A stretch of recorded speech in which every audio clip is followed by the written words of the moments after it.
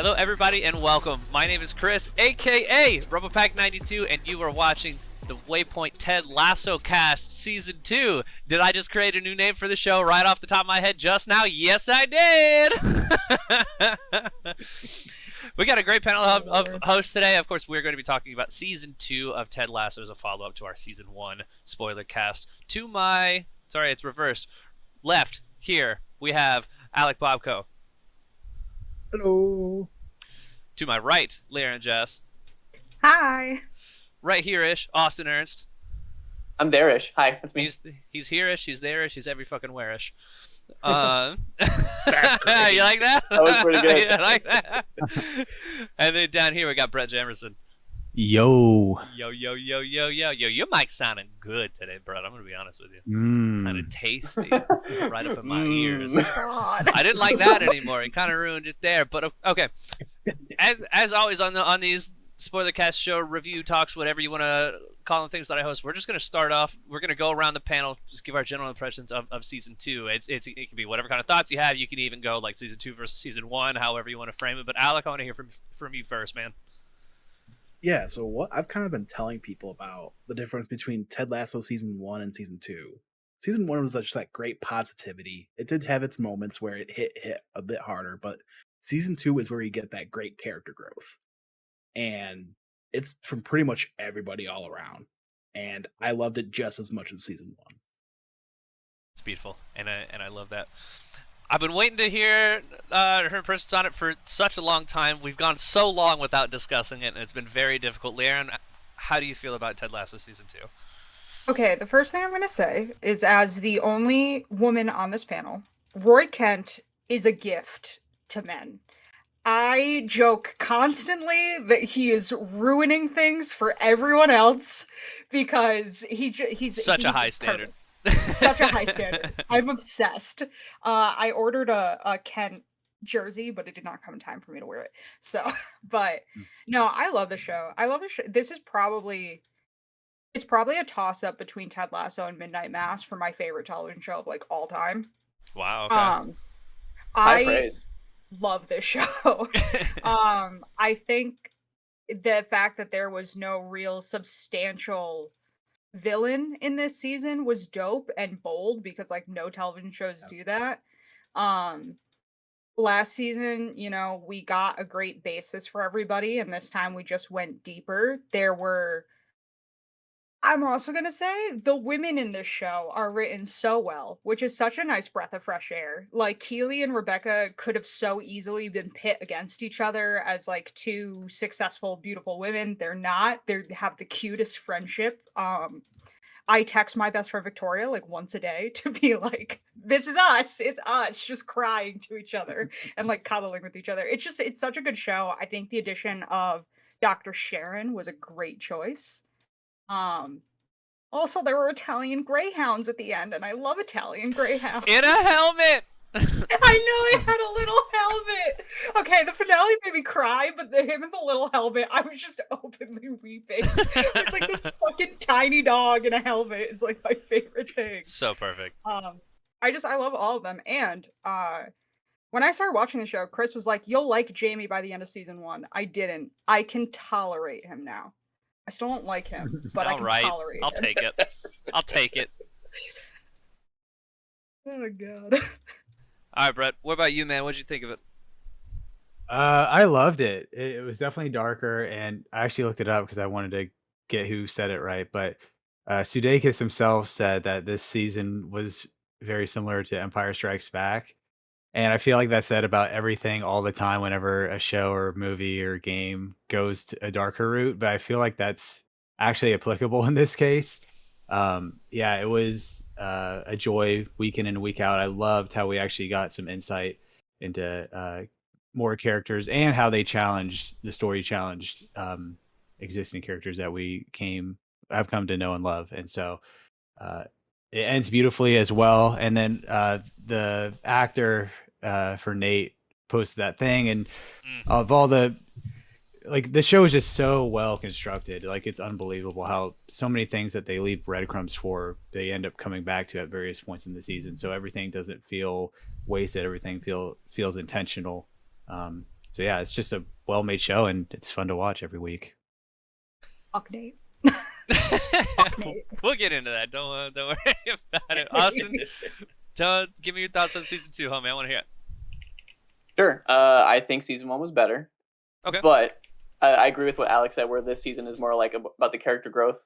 Season 1 introduced us to these wonderful characters and how well written they are, and season 2 is kind of playing with that a little bit and seeing how they can grow and how they mesh together. Like, for instance, I'm blanking on names. I'm just terrible with names, apparently. The female boss, Rebecca. Rebecca, thank you, and then the player that she romantically is with, Sam. thank you. Obesanya. Yeah, like I would have never guessed that in a million years.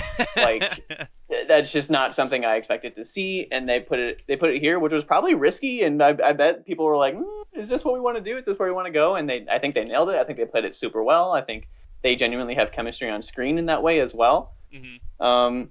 And then Liren brought up something that I'm forgetting and blanking on now, and I was going to talk about it, and now I can't remember what it was. So that's cool. But I think season 1 was better. I think it was refreshing for it. Like they took a different approach to like TV and television. Oh, Liren, you said it's your favorite show of like, it could be your favorite show of all time. It's like, it's up there. It's battling out with other stuff. But would you have ever guessed that for football? Like a soccer like TV show? Like that's not something you would have ever guessed in a million years, I would assume. No, because before that it was BoJack Horseman, which is still in my top 3. I fucking love that show, but no, I never would have guessed it. What? I was just saying, I've heard good things. I still haven't watched BoJack Horseman. Oh my god, it's so good. I highly recommend it to everybody. The last season is a fucking doozy, and it's such a good show. It's so well done. But I like it for a lot of the same reasons. What I like is that you can tell. So Jason Sudeikis had said like a few months ago that they only ever planned for 3 seasons. That it's a whole story that they've constructed in 3 seasons, and I feel like you can feel season 1 is act 1, season 2 is act 2, and we're going to get act 3 and the tie up in season 3, which I like that structure. I prefer limited series where it's all tied up quickly rather than getting fucked up. But yeah, I hope they stick to the 3 season formula, because I mean even already in season 2, which was originally 10 episodes, Apple's like, nah, you should make it 12. Like, here's more money. Like, we want 12 episodes, and that's how we got the Christmas and Beard's Night Out episodes. These kind of like filler. They're great episodes. Like, I appreciate like how much effort they put into these things that weren't originally written to be into the season. But I mean, it's I hope that Apple doesn't try and push them too far, and that Jason Sudeikis and the other showrunner, whose name I can't remember off the top of my head. Joe Kelly, Bill Lawrence, and Bill Lawrence, thank you. That's what I was thinking of. Brendan Hunt are the 4. Yeah. Yes, Austin, I saw your hand. Just to wrap up my thoughts, season 1 I think was better because I was so attached to the idea of Jason Sudeikis' character winning over everyone else. I thought that was just so fun to watch, and you're seeing like this emotional struggle where like, I want to hate you, but you're such a good human being, and I hate it. And I think that is why season 1 worked for me, where like that formula was just something I hadn't seen before, and it was so enticing to watch on screen. Whereas season 2, that's already established. We've established Jason Sudeikis as an amazing human being, and now we're playing on different aspects of the said character. And I still like where they went with said character. I just something about season 1 and how different and how refreshing it was really won me over. It's I'll give some general impressions as well, and I actually want to build off of that point too, which is I really like season 1 a lot because it was something different and not something I'd seen before, and it was very positive. And I think we saw a lot of media impressions like in the first few episodes of Ted Lasso like kind of feel weird. They're like, I don't know if I'm really feeling season 2 or anything yet, because it immediately goes for the super different vibe where, like you said, hey, it's established that they like Ted now. Like that's not a point of conflict anymore, and they immediately start building up the idea that yes, Ted's a very positive guy, and that's very cool, but here's why it can become a negative thing for him as well, and start like planting those seeds so early on that I think was, again, just not something that I'd ever necessarily seen before. I agree that there's not really a villain of this series, which you don't see in a lot of like dramatic television, and like really it all just kind of comes down to each of the characters like mental health and personal demons, and that's such a cool and bold choice. A lot less football in this season though, so season 1 automatically wins. No, I really really enjoyed it because it continues being like this cool fresh concept that I've never seen before, and to build off of your statement as well, and I'll get to you in just one moment, Alec. I'm so sorry.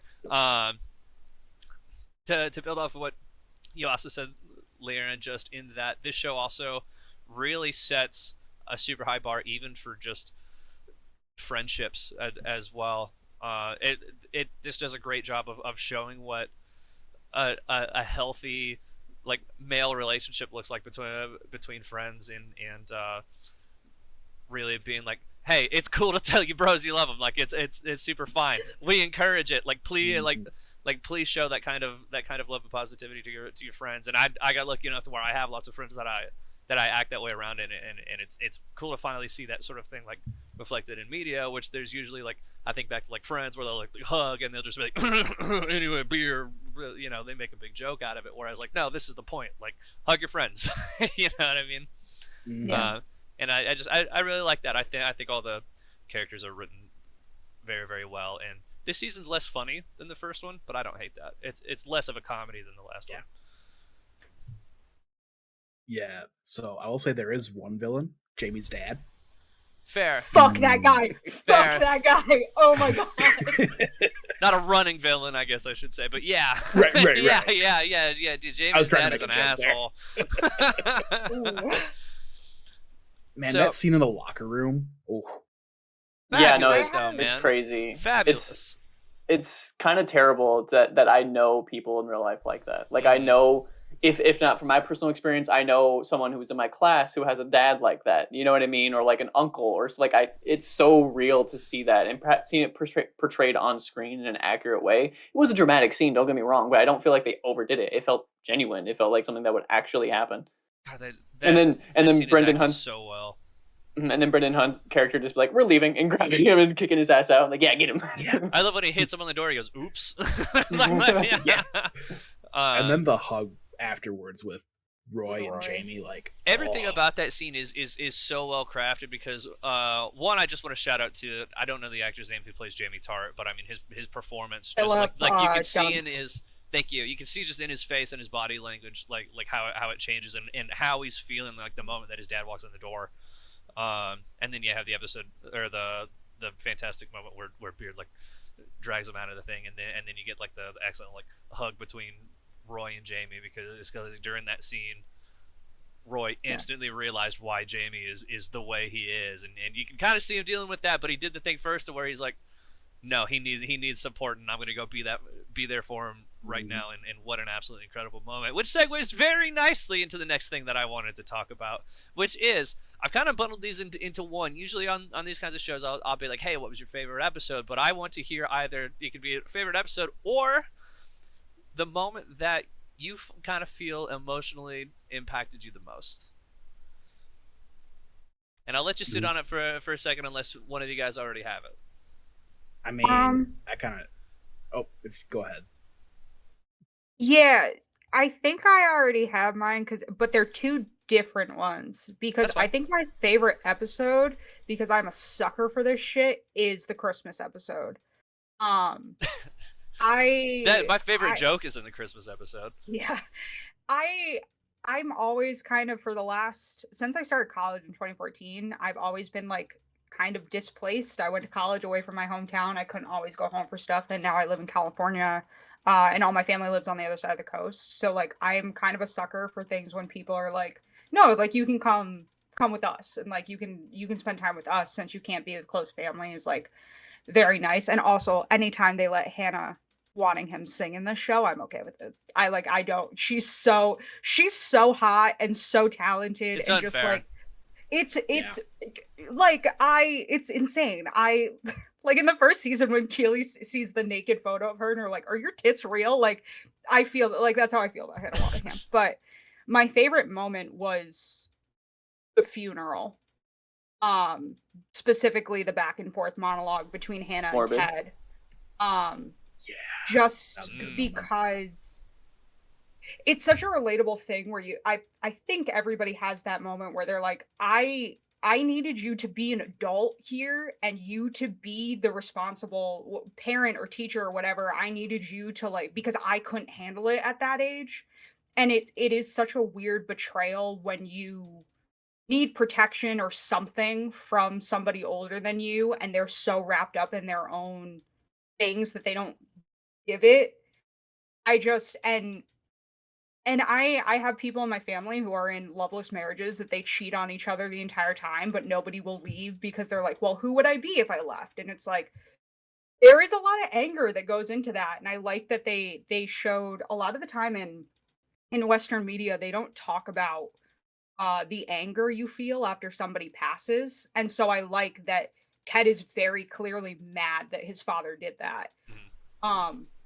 And Rebecca tells, in theory, both of her parents that she hates them.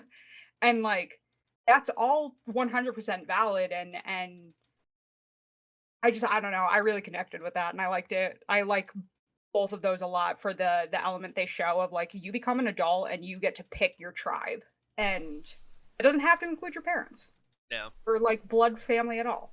I also love that scene too because I mean it's again just kind of in that one moment it's like you finally get a full understanding of why Ted is who he is, and just delivered brilliantly. It's like one I think the editing on that is absolutely incredible, the way that it cuts back and forth between Ted and Rebecca. That scene is powerful on its own.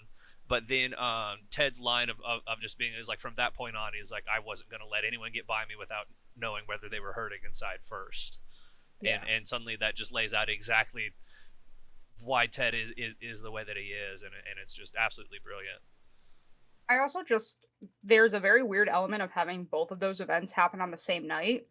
It's just this really weird big world thing, is because at the time those characters were experiencing those things, they didn't know that somebody that was going to become very important to them was 5,000 miles across an ocean going through something that would put them on the path that leads them to each other, which is just kind of like a weirdly beautiful thing, And especially because Ted and it sounds Rebecca's like such friendship is so a cute. it sounds like such a like a television thing though too. But as somebody Yeah. that's lived in a lot of places and kind of had not necessarily like that those extremist stories, but it's like there's always like there's somebody that I just missed, or we were going through the same thing at the same time but in completely different spots, and Yeah. like it's a weirdly realistic thing at the same time too, and I love that. I'll save mine for last if y'all got yours ready to go. Austin, you look like Yeah. you're ready. Alec, you look like you're ready too.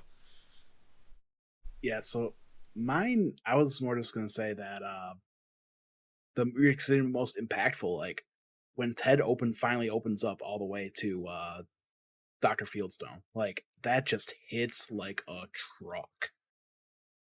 Like, That's mine as well. and Mine, I don't want. I'll let you talk, Alec. I'm sorry, but mine is literally almost every scene where he finally opens up more and more and more in the relationship with the therapist or whatever her Dr. job title Sharon. is.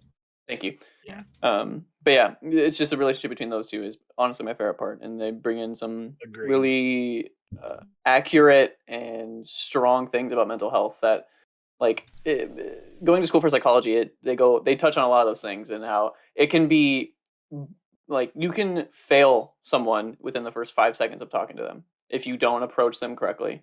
They can not feel welcome. They cannot feel like they're even there for the right reason. And if you walk in, the first time Ted goes in there, he leaves.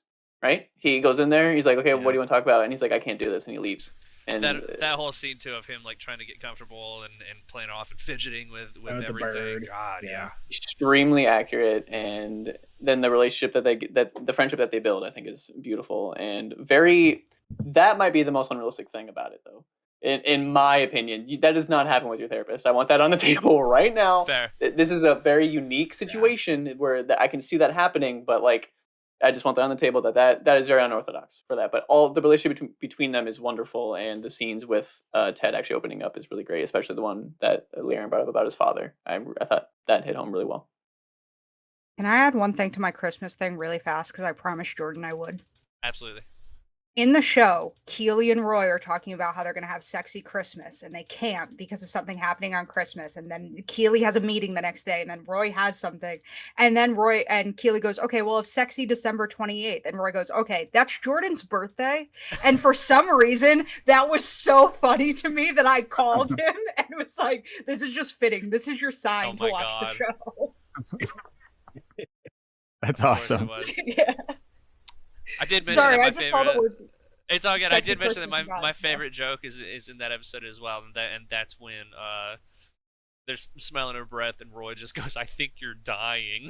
Like might be my Yes. favorite joke in the whole thing. Oh yeah, Roy's face is like it can't be that bad, and you can see him just fighting it. He's like, It's so twitches a good. little bit. so good. It's so good. So good. Sorry. But No, it's all good. I like your thoughts on that like initial like therapy scene. yeah, like I think Chris, you and I had talked about it, or at least like or texted back and forth a bit, but like the bit with the bird and how it was like he would basically keep going until the bird stopped, and then when he was ready to talk, he just stopped the birds, like, and it just got real. Like I thought that was well done. Fabulous That is visual extreme- storytelling. That's extremely accurate too. That's not just a visual storytelling thing. Sometimes people really need a Mhm. physical element to. I'm sure you guys have seen the whole pass the ball around. If you have the ball, it's your turn to speak, kind of a thing. I'm sure you've Mhm. really seen that in some sort of media. It's similar to that. That's a very basic example, but yes. Brett, Yeah. what about you, man? So I have two that come to mind. One was when Roy decided not to punch Jamie after Jamie confessed Fuck. that he still loved Keeley, because it just shows that there is actual character growth going on through these people that we like really care about. And so I don't think, let alone even the beginning of season 2 or season 1, I think he would have decked him hard. And then my second favorite moment, and it's interesting because it hasn't been resolved yet, but at the very end when Nate is just laying into Ted, and Ted's trying to be empathetic and everything, and I love the way he phrased that too. He was like, "You're mad as hell to me, and I want to know why." He's like, "What can I learn here?" Like, I love the way he phrases that. Yeah. yeah, and that just, I don't know, that impacted me a lot, because whenever I've been angry at people or people have been mad at me, and it's not, it's not logical. So I'm really hoping we get to see a conclusion to that next season, some sort of reconciliation. So that definitely impacted me pretty hard. I also love the way that first shot is framed too, to where like you got Ted standing in the doorway, and then Nate, like you see him through the window of his office, but there's like, it's like because he's in the window, there's something like, and then the door frame as well, and so there's these two things between the two of them that's like physically obstructing. There's this literal physical barrier in between the two of them that I really liked. I was just like, wow, that's fantastic shot composition. I'm like, damn. Yeah. Yeah. My favorite moment, or at least one of the ones that impact me, it's when I think about season 2 of Ted Lasso. It's like my mind immediately always goes back to this thing for multiple reasons, and I'm sorry if this sounds like a little sad or depressing, but I actually immediately think of the episode before he starts meeting with Sharon, the ending of like the park the bus scene, and Ted has like a panic attack and leaves the game. There's something about the combination of one, just like kind of like a full on like mental health breakdown. I've been there and I know what that feels like, and just kind of sitting there, it's like they portrayed it so well that I was just like, damn, dude, like, yeah, that's like, holy shit, that's exactly it. And I want to shout out Apple for the song choice that they had there, which is a song called Only by RYX, RYX, excuse me. And I go back and listen to it all the time, because it takes me right back into that moment, and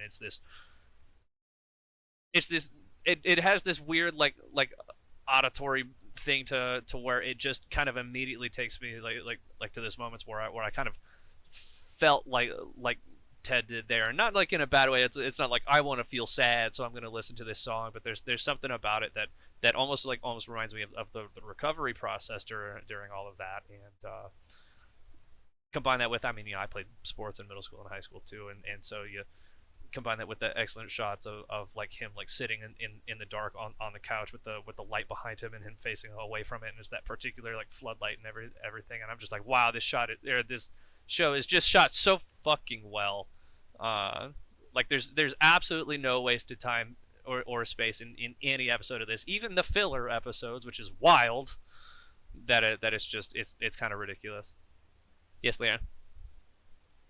beard episode is just so good, and I like. I love can't- it. I can't. There is such a. It's such a good. The ending moment when they're all in the club dancing to "Hello."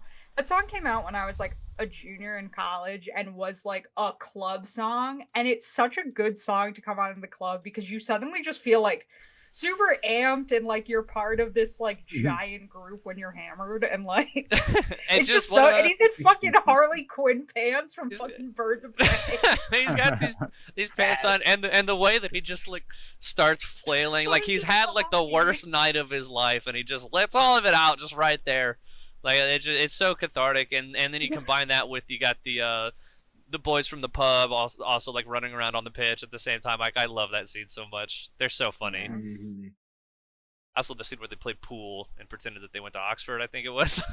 Yes. It's fantastic. I absolutely adored that. And I saw a tweet recently of Ted Lasso out of context account, and they had the moment where who wants an overpriced beer? Who wants an overpriced beer I'm paying for? And they're like, "Oh yeah, me." Like I'm like, yeah, I can identify with that Yeah, one oh, for yeah. sure. Mhm. So with it being so freshly ended, I did my best to try and find some trivia for season 1 or for season 2. There's not a lot out there right now, seeing as it just kind of wrapped. But I did want to pull some stuff off of actually from Nick Mohammed's post, the actor who plays Nate, who after the finale aired, he just dropped like this whole thing, mostly talking about like the progression of Nate over the second half of season 2. But there's some stuff in here that I really liked. One, which is Nick Mohammed actually has gray hair, but and so they would color it out for season 1. Like he's got like a salt and pepper kind of thing going on, and so they would color out the gray for season 1, and then they just kind of let it progress over time in season 2, to the point where by the Cool. final episode, they're actually like coloring it gray, but they've based him around apparently a very famous football coach named Jose Marino, who's a notorious asshole. Mhm. Okay, really quick though, there is a scene where they did that boy dirty. I don't know what they did to his hair, but he's all gray and it looks like, I don't know if any of you guys did theater in high school, but what the cheap Bill Nye makeup they would buy to make like 17-year-old boy's hair gray. They were these popsicle sticks that looked like they were just covered in Elmer's glue at the end. And you stirred them in water and just wiped them on the person's head. And it's this thick white paint. And there's a scene where that's what it looks like is on his head. And I was like, who approved this? That's how it looks in like the final shot of season 2 when he's at West Ham, where I was just like, his hair doesn't look good here. Yeah, I'm like, what did you do to your hair? Apparently- him? That's his natural hair. Yeah. It's close. It's Say he was it's a colored wig? in a little bit. At some point, I think the wig might be in the last shot. It's the fight in the office is when it looks weird, where it looks like, I don't know if they were trying to make him look sweaty or just put too much gel on the back of his head, but he looks like an anime character with very specific triangles of hair. And I'm like, why does it, I hate how this like nobody looked at this and went, hang on, let me like comb through your hair really quick. Mm. It's just like, it's a big pet, like that kind of shit is a big pet peeve of mine. So something else that I really liked, and I believe on r/Ted Lasso on Reddit you can even find a direct comparison. But the opening shot in season 1, the opening shot in the first episode and the closing shot of the last episode are actually mirror images of each other. They're both close-ups on Nate's face. However, in the closing one, there's an effect to where you can actually see the reflection darkening over Nate's eyes, and they said that was very, very deliberate. The idea is that you can see the light going out in Nate's eyes, and that it almost gives me like fucking Anakin in Revenge of the Sith vibes, where he turns and his eyes are yellow. Gives me Cobra Kai vibes, honestly. I'm down with that. Take too. it or It's leave like it. like the eyebrow thing.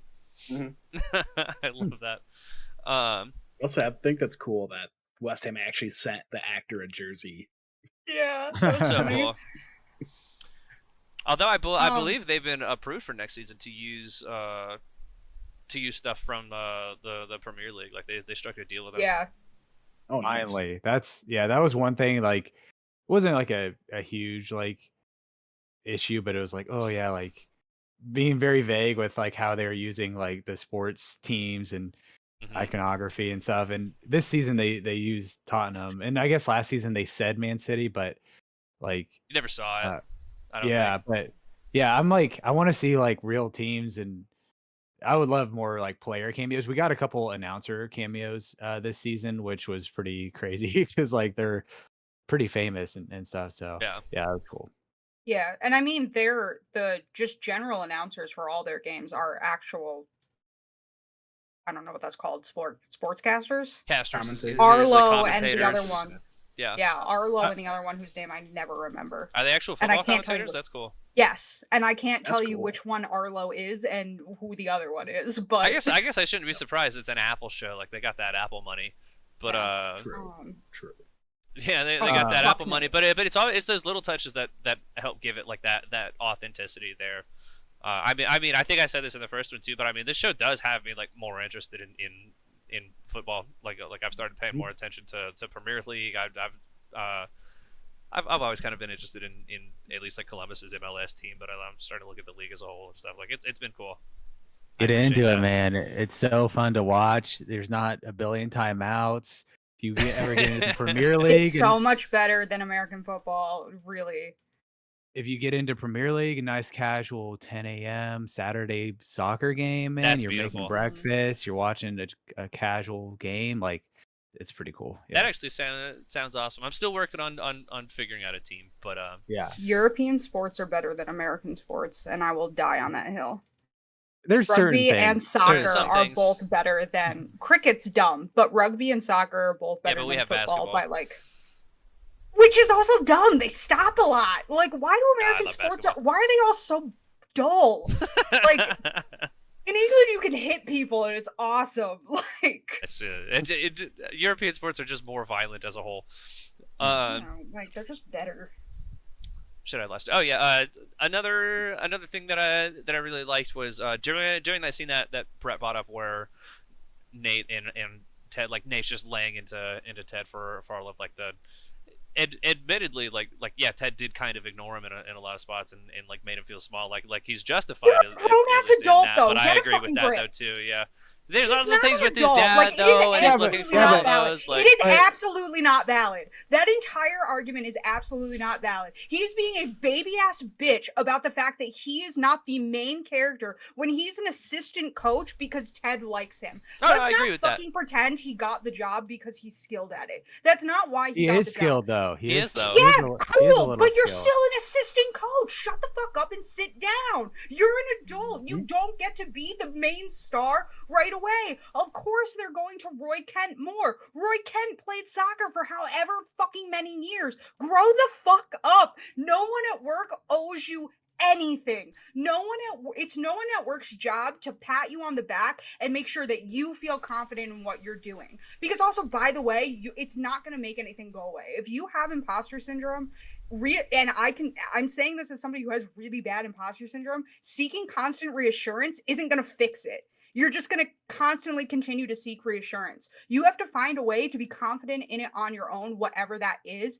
And it's not Ted's fault that Nate wasn't getting the attention that he wanted. Also, who the fuck are you to be mad that somebody isn't hitting you for kissing their girlfriend? Because also, not for nothing, in his other little fucking meltdown about how people treat him kissing Keely in a heat of the moment thing and immediately apologizing and being like, that was inappropriate, is different than her ex-boyfriend walking up to her at a funeral and saying, I'm still in love with you. I came back here for you.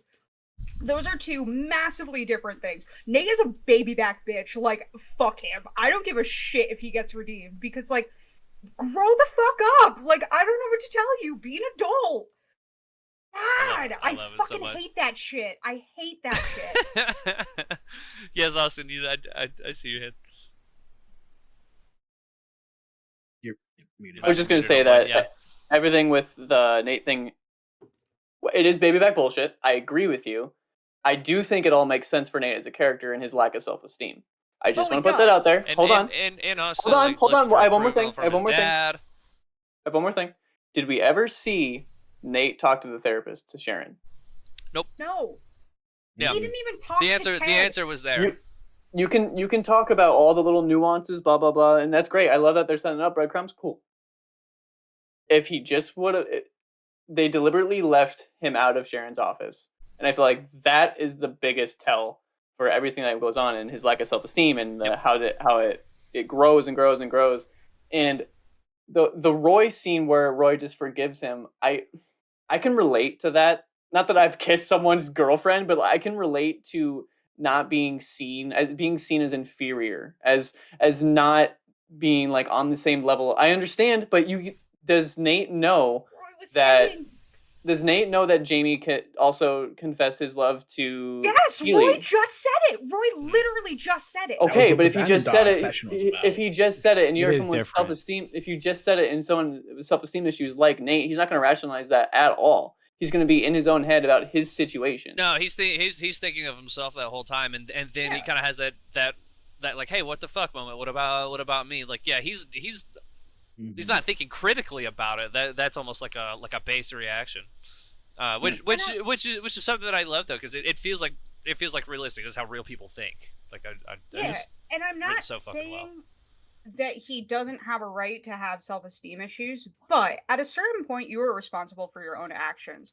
And if you are feeling that ignored and that pushed down by somebody and you're an adult, go talk, especially to Ted. Go talk to him. He's not gonna fucking judge you.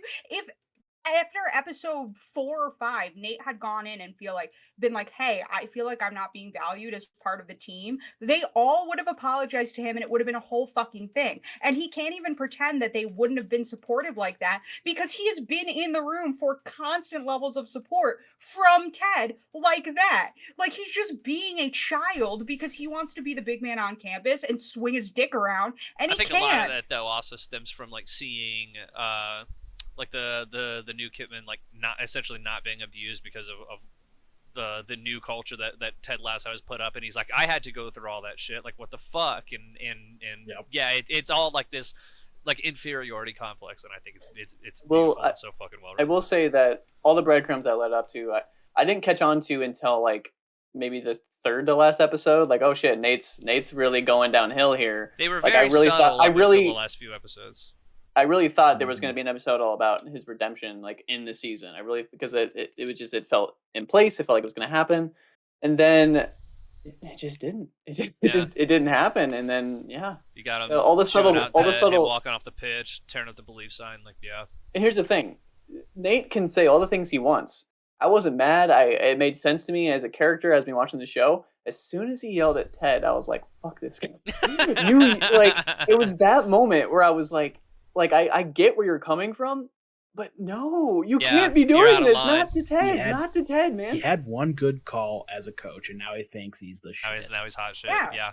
But I mean that's what happens to people who have been bullied the whole time, ignored by their parents, and then suddenly he does this big thing, and I think that's why they made such a point out of him like looking at all of his praise online for like 2 episodes straight. That's just, you could see his ego inflating over the course of that, and it's goddamn, dude. So A fucking rule well, for so Ted well made. characters in Ted Lasso: if you have to align yourself with Rupert, you're probably doing the wrong thing. Right. You can probably just Yeah. assume you are wrong if the person you work for now is Rupert. If there's Rupert's the ever a fucking villain, worst. yeah. Yeah. If there's ever a Rupert villain is in the this show, worst. it's fucking Rupert. I will Oh say my that the God. best scene in the entire season 1, season 2 is still in season 1, and it's the dart scene.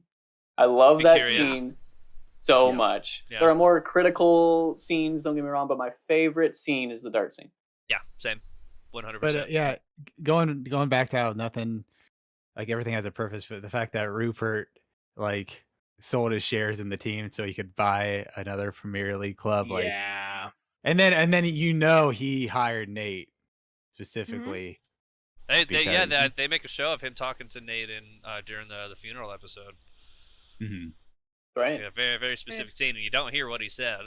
I want to say too, like with a lot of the like I feel like all the solutions to Nate's problems, like they wouldn't work with his character. So like him, like there's a reason why he doesn't talk to the therapist or fix his issues, because that's a core trait of his character and why he's so broken. And Yeah, I that's also kind of- think he that's kind of genuinely the thinks point I it's was trying to beneath make. him. Yeah. I think we Also- will see a redemption arc in season 3. I think he'll be a head coach, sees that he's not quite cut out for that, and then I can see it happening. And let me tell you, finding out you're not cut out for something by wildly failing by it in the public eye is not the better way to go about it. 100%. And like my other issue with it at the end of the day is like you are 110% allowed to your feelings. All your feelings are valid, you are allowed to feel them. You can't just hurt people because you're mad at them or because they hurt you. And going to a national newspaper and telling a reporter something you were told in confidence about somebody else's mental health is super fucked up. Like, that is wildly fucked up. And Ted also- doesn't even bring it up. I was like- just gonna say that. Yeah. Yeah, he could have ripped you a new one or told the team that you're the one who did it. And the team would have beaten you up with socks full of butter or whatever the fuck Colin said he was going to hit them with. I do want to shout out 2 characters specifically, like surrounding that. The one is Trent Krim, who immediately after that episode came out, I always the first thing I do after I watch a new episode is go straight to the discussion post on the subreddit. Just you got a bunch of people just kind of discussing things, and it helps me kind of get my own thoughts in order too. And one of the comments that really stuck with me was this one person who works as a reporter. They're a journalist, and they were like, hey, they don't really emphasize it in this episode, and they did it. They did in the next one, but it was just this guy being like, hey, you do not reveal anonymous sources as journalists. He's like, you guys have to understand how huge of a move that is, and really like understates how much Trent Krim respects Ted Lasso, which is such a cool mirror to what we saw in the first half of season 1 as well, and it just kind of really speaks to that relationship, which I love. So now he is, of course, Trent Krim independent. I love that line. It was like, so good, so subtle, so good. so nice. And then I also want to shout out Beard as well. Get you a ride or die like Beard, who also threw out one of my favorite jokes ever. Where he's like, "I would be happy to headbutt you, Nate." But I mean, he was so supportive in that too, because at the beginning of that one, even when Ted first walks out and gets coffee with him, Ted asks, like, after the dude yelled at him, he's like, you know what that all about? And Beard's like, no, and then it zooms in on the newspaper in his back pocket, like he's waiting for Ted to be comfortable to talk about it with him, and I love that. Beard's the best. I was just gonna say, Beard is the best friend. Like anyone could, like, he is the Beard best human being to be your best friend I have ever seen in my life. And just one more thought I want to get out before I forget. I can totally see season 3 being the typical anime villain arc where, like, they used to be good, they turn bad, and they're bad the entire season until the final episode.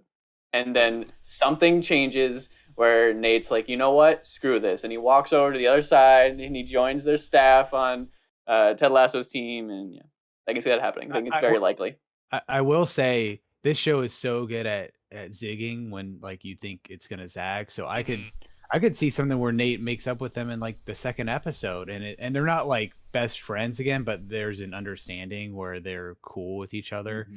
So I that's why. But then he's the mole. Then he's a mole after that. That's why the show is so great. Is like I'm.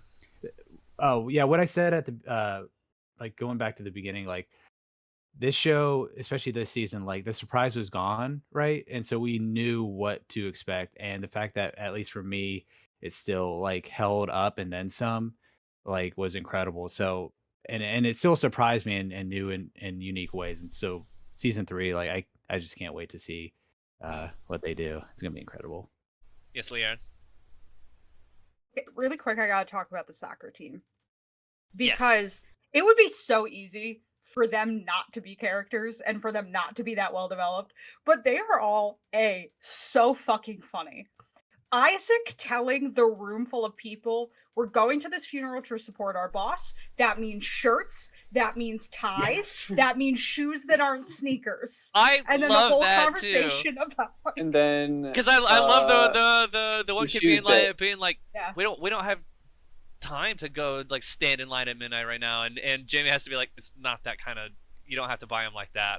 Where all No, he's like, thinking of is you like don't- these you don't super have to hype do sneaker that. drops. Like, they'll be love available, that. I promise.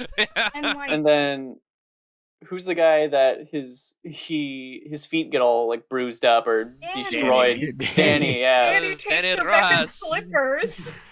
Bro, he was praying to God so hard. But he did it until he couldn't. But he did it. He was there. He was enduring it, and then he had the It was pink a- slippers. It was a reception, a little less formal, Yeah. right? Sure, Yeah, sure. yeah. Yeah. He made it through the ceremony.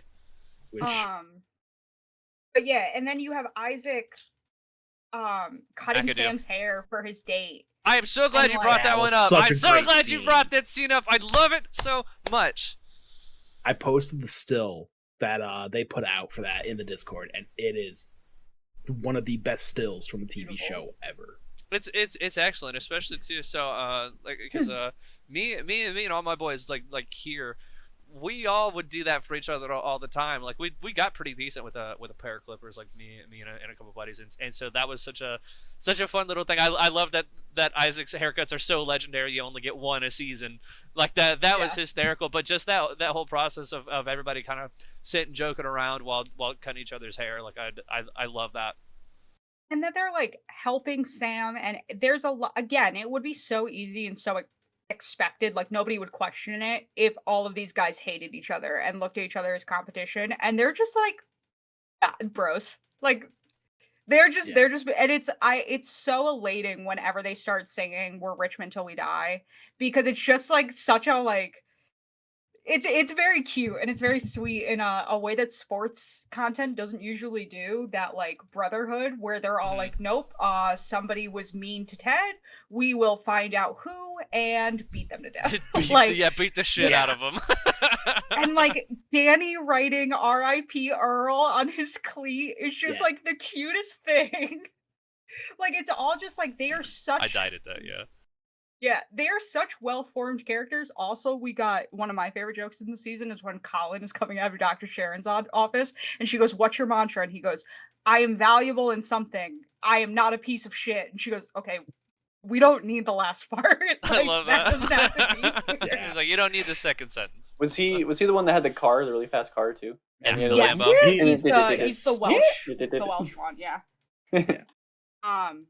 Also, my other favorite joke is when Rebecca meets up with Sam and she goes, "Oh my god, I'm a pedophile. Look at these text messages. I've been grooming you. I'm a pedophile." It's like, no, that's not what's happening. You're fine. Like she's so upset with herself. I'm like, how big of an age difference do you guys have? 15 years? Like, who gives Plus, a shit? plus she's British, so she said it pedophile, which Yeah, always pedophile. cracks me up. Alec, you look like you've been wanting to say something for a minute. Yes. So I also, while we're talking about Isaac, I want to talk about like that like sports football scene, like the streets. Sorry. Oh yeah. I'm so glad you brought That that. was I was such a going to do that great- too. Yep. That was such a great episode where getting him to realize just to have fun with the game again. Yeah. Because we've all been Yeah. there, taking the game too seriously. You get into a slump. It's like just realizing it's just a game. Have fun. Yeah. Like, I love that. And that was also like the really, really excellent episode where Ted's trying to get Roy to come coach as well. Yeah. And has another one of my favorite segments in the entire thing where Roy sitting at the desk like on TV and is like, I gotta be out there. It's just that like slow realization comes over and he's like, Yeah. no, we'll never know what this kid thinks because we're not out there with him. We're not coaching him. We don't get to see him progress. And then he's like, I don't belong here. And that like 5-minute scene of him trying to get over to the game, which is hysterical because he's like Nelson Road. breaking his knees and shit. It's so funny, but I love that whole sequence. It's incredible. Was that the same sequence where he has to get the ticket under a celebrity name? yes. Is that the same? Yes. Yes. That cracked me up too. Parton, Dolly Parton. Welcome Is back. Yeah. Yes. Really quick with Roy too. I really appreciated this episode where the entire storyline was or the entire B plot was Keely needing space from Roy. Because I don't know about you guys, but it is really hard for girls to ask their boyfriends, "Hey, I need to like just not be near you for a second," because it wife really is. loved that Nothing's episode. wrong. What? I say my wife Brittany loved that episode where she's like, yeah, sometimes Yeah. it's just like this. It's sometimes I want to do like the stupid shit I would do when I was single, not go out to clubs and like make out with random guys. Sit at home and watch shitty reality TV or Sex in the City or one of the weird mystery teen shows on the CW and drink wine. And like, you kind of know your boyfriend's gonna think that kind of stuff is dumb and that they're gonna have like commentary on it. And that's like not what I'm looking for. And I also don't want you to be into, I just want to be alone. Like, I just want to be my own little thing. And guys do a lot of the time struggle with that and take it as an affront. And so I liked Jamie of all people being like, nah, dude, she just wants time alone. Like, That That's whole all that's scene when happening here. when it clicks for Roy and he goes fuck and like runs off. It's Yeah. so great. I love that it happened like 3 times where Jamie said something to him and Roy just goes fuck as he realizes, hey, Jamie's right. It's fantastic. Poor I love the Jamie's- idea too from Jamie's perspective to where he just says things and Roy just yells and storms off and he's like, what did I say? Or like at the very end when they've won and Roy just walks up to him and headbutts him as hard as he can and then hugs him. It's like Jamie's face is just like, what is happening? Like, He's I saw- conflicted. Roy's conflicted. I want to hurt you, but I love you. I do actually want to Minor- shout out that bit too with Keely when like he lowers her into the bathtub and then he's like, you know, Siri play like Roy's sorry for Play the not Roy understanding the Sorry Canada. playlist. It's a real playlist that Apple Music made and you can find Yeah. on the Apple Music app.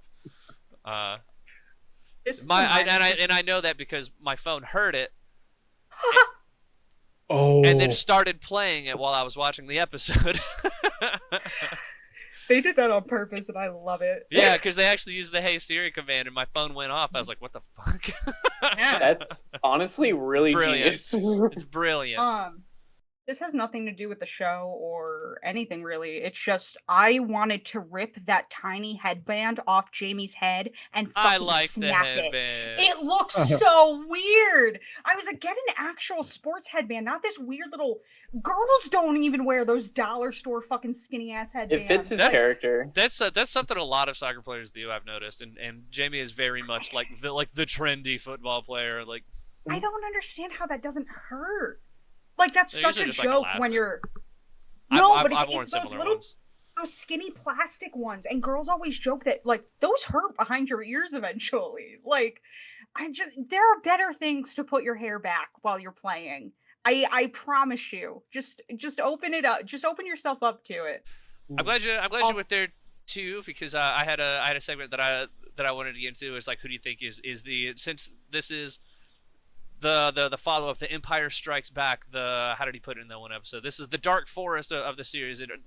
Most of what happens in this season is just character progression. Like it's plot and character progression. And I wanted to get, because who, not necessarily your favorite character, but who do you think is the one that kind of like improved the most or received like the most like significant character development in your eyes? And I'm actually gonna go first this time because I'm putting my foot down on Jamie Tart. I love him in season 2. My boy I'm gonna go to is, the restroom. I'll be right back. yeah, my boy is dumb. He's stupid, but you can tell that he wants to learn, and that his emotional range is actually starting to expand, and it's not for lack of trying. He's so dumb, and not He's he's really not dumb. I love the unintelligent. I love the He's not- Philistine thing. I legitimately don't think he like finished school, if I remember correctly. I think Oh, yeah. there's a line where he did finish school, and so he's not Well- he's not learned. Yeah, because like the soccer system over there, like if you're good, you get picked up when you're like 10, 11 Yeah. or something like that, and then They take you you're in on. like you're in an academy. Yeah, like, and the then whole you way. see his dad, like, you know, he ain't learning nothing from his dad either, and Nope. and so it's I think there's a lot there to where like it's nothing. But he's still not like super mature or anything by the end of the thing, but he's super mature for Jamie. who actually it's like I really liked the moment in the last episode to where he's like, look, he's like, that was really really dumb. He was like, the funeral made me weird. Like, I'm sorry I said that to Keely. Like, it won't happen, or Tequila, and it won't happen again. And I was like, damn, okay, Jamie, I see you. On the topic of his father, one of my notes is, I know Jamie's father has sexually assaulted people, and I want to punch him in his tiny dick. Oh, there's no way because he that did. was just everything about him. It's just like, ugh, I like the greasy hair, and like it's a thing that like everybody knows somebody who has one of those in his family, and it's like this weird greasy leech thing, and it's Are you talking about Again, to- Tart's dad? Yeah, Jamie. exactly. Yeah. Yes. See? I'm like, it's such a good moment. And what I was talking about before, where you have these moments where Rebecca and Ted are talking about this time where they like need an adult to handle something. In that moment in the locker room is so good because Jamie needs somebody else to take care of it, and like he cannot take care of this himself. And Beard steps in, like, you know, and drags him out. But it's just like, his dad is so gross. Like, it's Oh, he's yeah. just, he's gross. Like, it's just everything about him. I'm like, ugh. Like, I know what you are. Like, and like how you treat people, and how you treat like children and women and all that shit to make yourself feel better. It's just like, ugh, ugh. I also want to give out to another one of my favorite jokes in the show, to where Jamie, poor boy, is trying his best, and he calls people Philistines. And as he walks out, you can see Beard like confused, like, like as Jamie's walking away, he's like, I would look that up, by the way. Like, I love that. Or their interaction. I think the second to last episode, they're in the office by themselves, and Jamie's like, I don't know how to talk to you, to Beard, and Beard's like, then it's working. Yes. Like, I love that so much. That reminds me of in Parks and Rec when Ron is like, every so often I call people by the wrong name when I feel like things are getting too chummy. I love that. It's so great. As far as though it's like, who do you think has the most significant character progression or development? Let's start with you, Brett. What do you think? Or who's your favorite? I guess, as far as like the most improved. So I was gonna go with Jamie. Jamie's my answer, but you already talked about him a little bit, so I'll just say, I'll reiterate again. Roy. I feel like Roy had tremendous character growth this season. He had a lot last season, obviously, but I feel like this season, especially like Liaren brought up with Keely, where it's like, yeah, you know, sometimes like he was too good of a boyfriend, I guess, in some senses, where he was just too like involved with her life, and that like you need some space. And so I thought that was awesome to see him like come to that realization and then be okay with it and understand that, you know, you don't need to be like together all the time and all that. So yeah, I mean, Roy, yeah, I love Roy, so I'm going with Roy. Oh yeah. Alec, what about you, man? Just to be a little different, I'll say I liked Danny Rojas's like progression. Yeah. I'll say during the first Football is life. Yes. During when we did the first spoiler cast, I think episode 1 and possibly episode 2 had come out by that point. So I'm sitting there, and Chris is just giving all this criticism of Danny Rojas, and this How is such a dare positive you? character. And it's like, I just kind of said I one note, liked and I'm just him. like, I said I Exactly, liked him, but he yes. didn't do much in the first season. yes. And then Which I'm is just fine. sitting He was there a having side seen- character. I'm just sitting there having seen the first episode of season 2. I'm like, you gotta watch it. And because you at the time were thinking I was gonna wait to binge all of them. I was, and then I So- decided against it.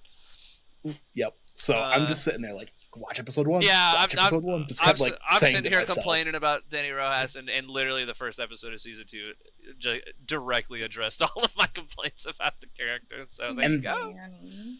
The fact how they brought it back full circle at the end of the season with Jamie giving him the ball, Another great and moment. that's by where you Jamie. see I the know. R.I.P. Yeah, the Yeah. R.I.P. Earl, and then you see the new With the mascot. little helmet.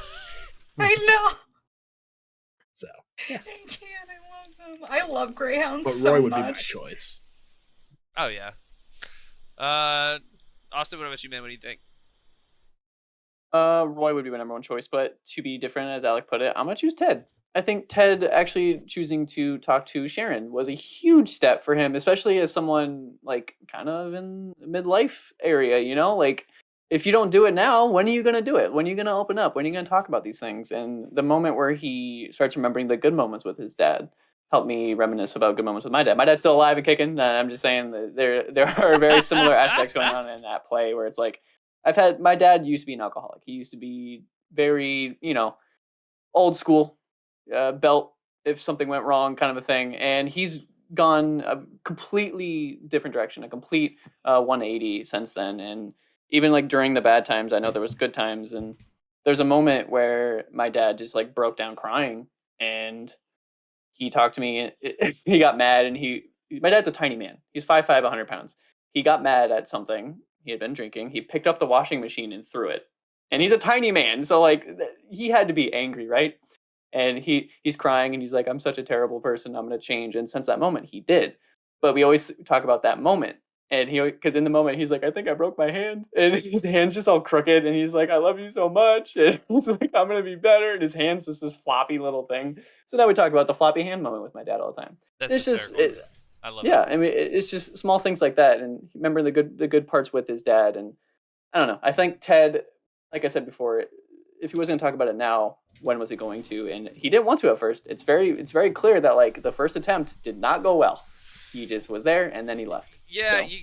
with the subtext of that whole scene is great though too, because I mean you kind of realize that it's like that like couples therapy that he went through that he mentions very briefly I think in season 1 is probably like the only interaction he's had with a therapist before, and by the sound of it they ganged up on him too, and that's really really difficult. And I can also like kind of identify with the idea of just kind of like trying to come to terms with the fact that it's like, hey, my mental health might not be great. I've been there a couple times with one with depression, and then not too long ago after discovering, hey, I might have ADHD, and there I've been at that point to not necessarily like saying it to a therapist's face, but kind of having that moment of like, hey, what you do is bullshit, and this is bullshit, and all of this sucks, and yeah, that would definitely hit home for me. But I love that whole episode. It's absolutely great. There's more okay. more to that too, with how like his relationship with his son is just killing him. Mm-hmm. You can tell how much he hates being away from his son because of the relationship with his own dad. It's always in the back of his mind, and how his dad kind of failed him in a way, and he does not want to do that with his son. And I think the show ends in season 3 with him going back to Kansas. He just leaves one day. Yeah. I think like not in the middle of something, but like he's gonna abruptly leave one day, and he's just that's gonna be it. He's gone. He's seeing his son. He's doing whatever he wants to do. Do we want to One talk quick about? thing. Oh, go ahead. I was gonna say the letter and that Sharon left, or Dr. Sharon left. You spelled favorite like, wrong. It's a good letter. Another fantastic joke too of you spelled favorite wrong. I love that because they use the OU. Yep. But yeah, that scene is incredible. And just shout out to Jason Sudeikis in general for his performance in all of those scenes. Like, oh my god, that man can act. I think it was who's the director and showrunner of Breaking Bad? What was his name? Damon Lindelof. Maybe. Whoever fucking runs Breaking Bad. They got a lot of criticism initially when they hadn't asked the casting for who's going to be playing Walter White, and they're like, "What, this dude from Malcolm in the Middle, like this comedian?" He's like, "Yeah, in fact, there's a lot of comedians on the cast. I think even Bill Burr was on the show at one point."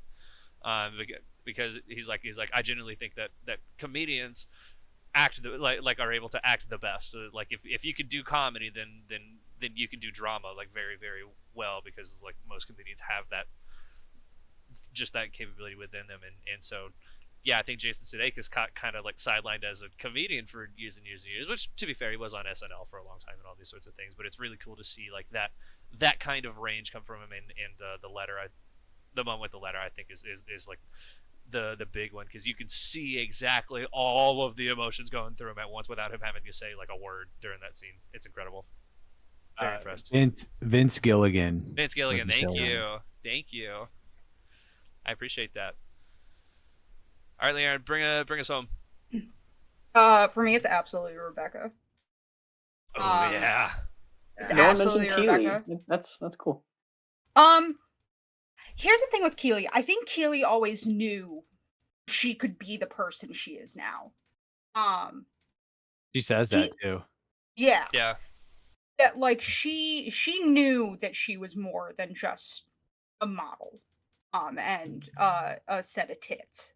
But Rebecca does not. And it's such a big thing for me personally when she tells Sam no, not because she doesn't want to be with him or because the age thing freaks her out, but because she doesn't know how to be just her on her own and be okay and not be trying to get back at Rupert or any of that like dumb game. And her taking responsibility for her part in that relationship, which we saw the beginning of in the karaoke episode in season 1, but really got to see full force in this season when we meet Sassy's daughter and all the stuff with Sassy's daughter. Boss ass bitch. Yeah. In that she did isolate herself completely for Rupert, and it's really easy when you get cheated on to just paint the guy as like a bad person and as a horn dog and all that stuff, but you sometimes do have to take a step back and be like, but when it's like a serial cheater the way Rupert was, I'm letting it happen because I'm not leaving. I'm not having enough respect for myself to go. And I isolated myself from all of my friends and that kind of stuff. And you do have to rebuild those relationships when you get out of romantic relationships that are you're so about the other person. You do have to relearn how to be just like friends with your friends and not just be talking about what you did with your significant other. And I thought that was really, really nice to see the growth of. Also, a lot of women and their mother relationships on television are not handled well. The relationship between a girl and her mother is very complicated.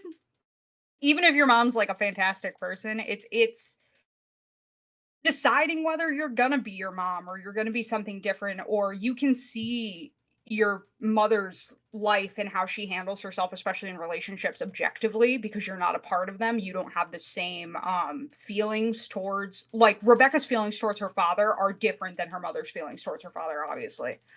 And you can see it objectively and be like, why the fuck are you why are you making me be a part of this and me be complicit in this relationship? And I think her seeing the responsibility of her life beyond just I married an asshole was like beautiful to watch. And watching her slowly like allow herself to be happy and be content and do things that she enjoys because she enjoys them. Like, I think one of the best moments in the season was the "Don't you dare settle for fine" speech from Roy to Rebecca, because that's such an easy thing after you go through a rough breakup to be like, I'm just gonna go with this person because they're okay. And it like they're not gonna they pose no threat to me. I can't get hurt in this relationship, so I'm just gonna settle here.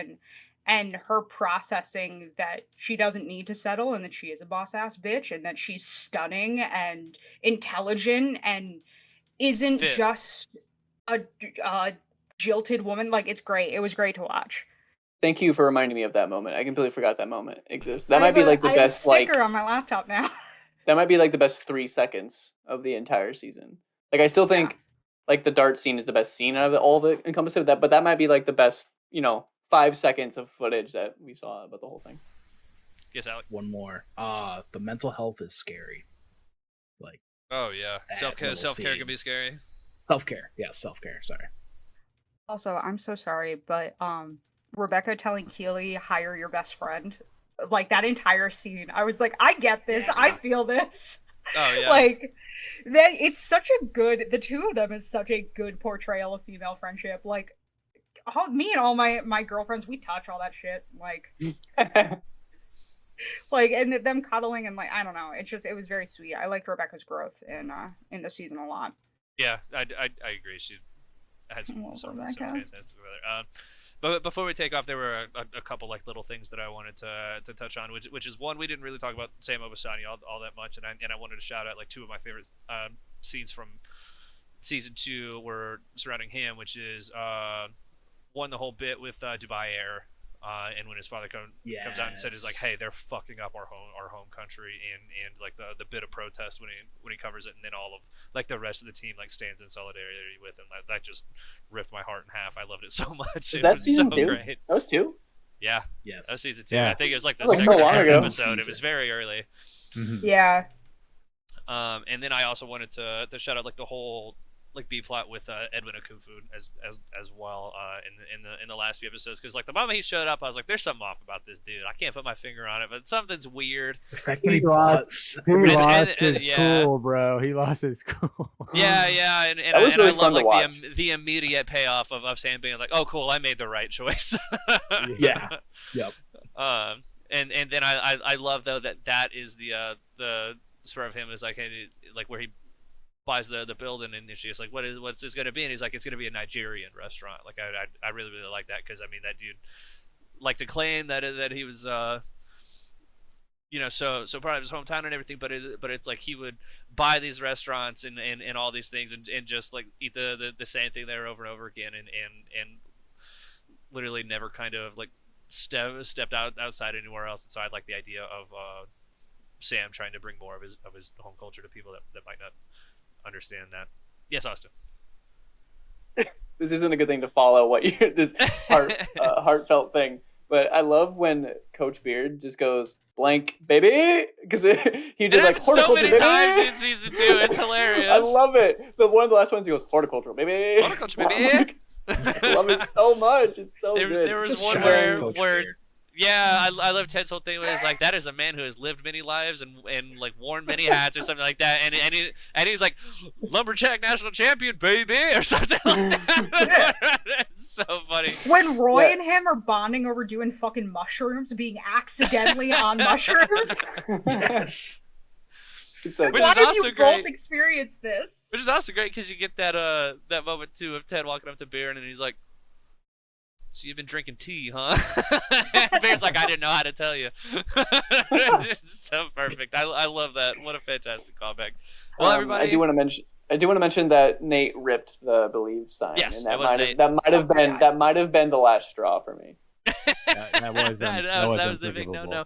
no. Something I wanted to bring up earlier when I was reading some of the points off of Nick Muhammad's post. Another great one that was on there was that during the scene when Nate's kind of like laying into Ted, he makes this mention. He's like, I gave you a photo, like my photo for Christmas, and it's not like even on your fucking desk.